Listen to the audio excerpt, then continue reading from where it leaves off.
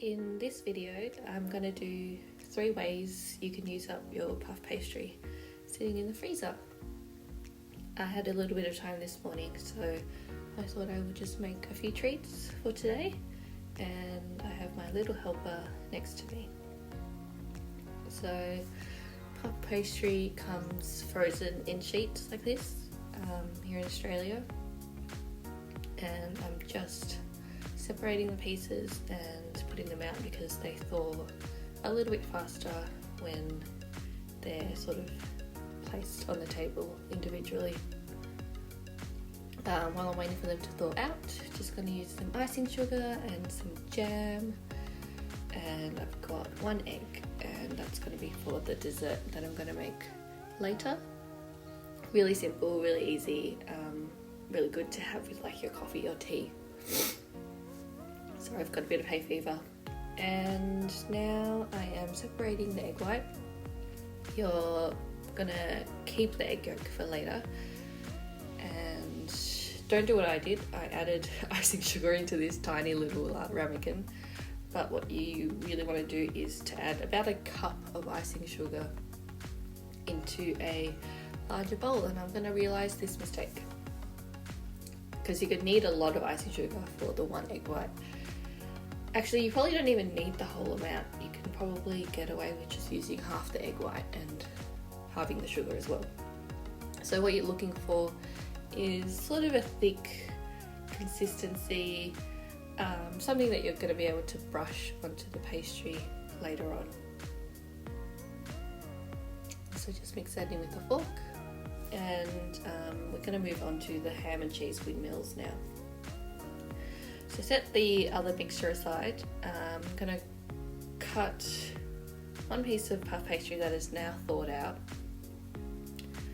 I'm going to cut it into 4 pieces. And then I find it easiest to put it on a piece of baking paper. So lay 4 pieces onto the baking paper.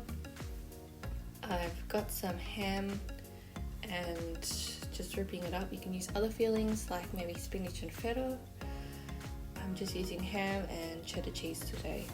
I've cut up the cheddar cheese and I'm just sort of breaking it up into smaller pieces, but if you had like a square piece, or if they weren't as thick as my slices, you can just put a slice in the middle. And now I am cutting 4 slices into each corner, leaving the center so that the piece of square doesn't fall apart. I've got a diagram coming up with the dotted lines where you need to cut.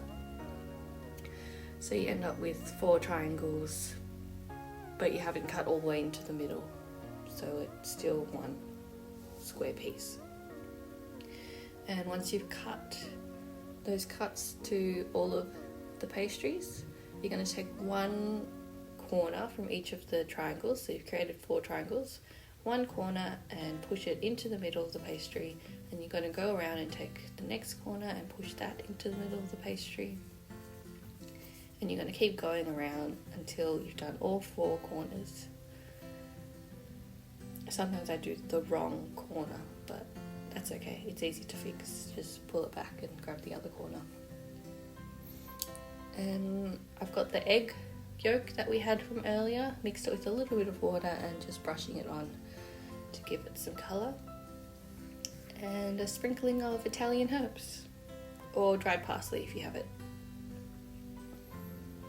And there we go, all done. These are a breakfast favourite in our family. So moving on to the Vegemite Scrolls, we've got some frozen veggies, shredded mozzarella, just a little bit left, and some Vegemite. These are, what I like about all of these recipes is it uses stuff that you probably already have in your pantry, if you're Australian, I guess, because you probably wouldn't have Vegemite in your pantry if you didn't live in Australia, but maybe you do.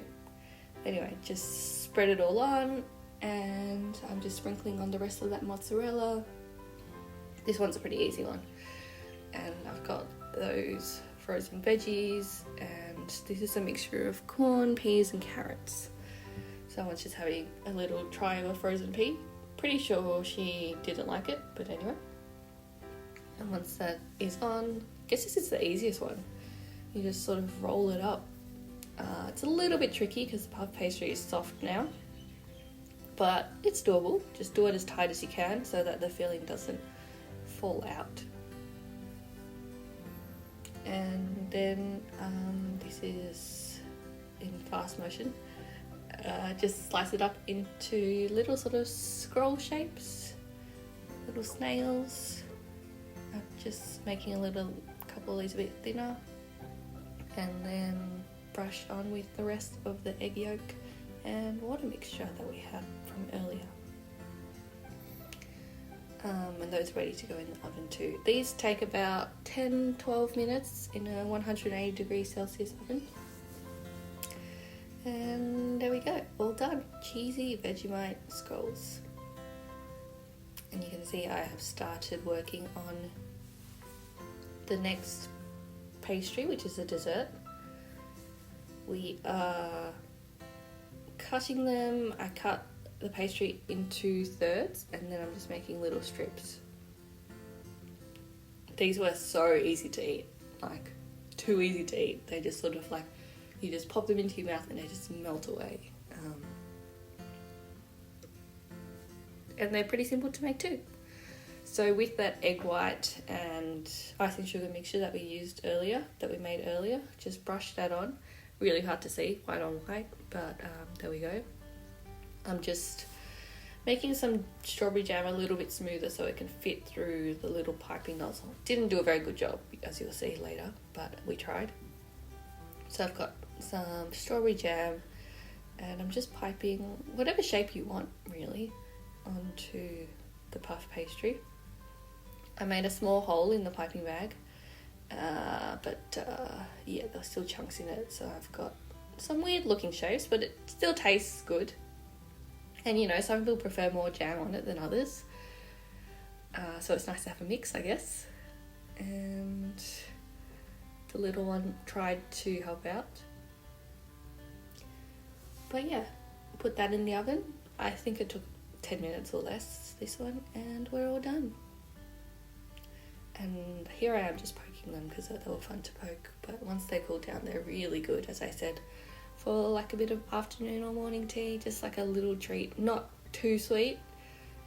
So if your preference is for desserts that aren't that sweet, this is also dairy free because usually the puff pastry you buy, check the ingredients, is made with oil in the shop. So yeah, thanks for watching.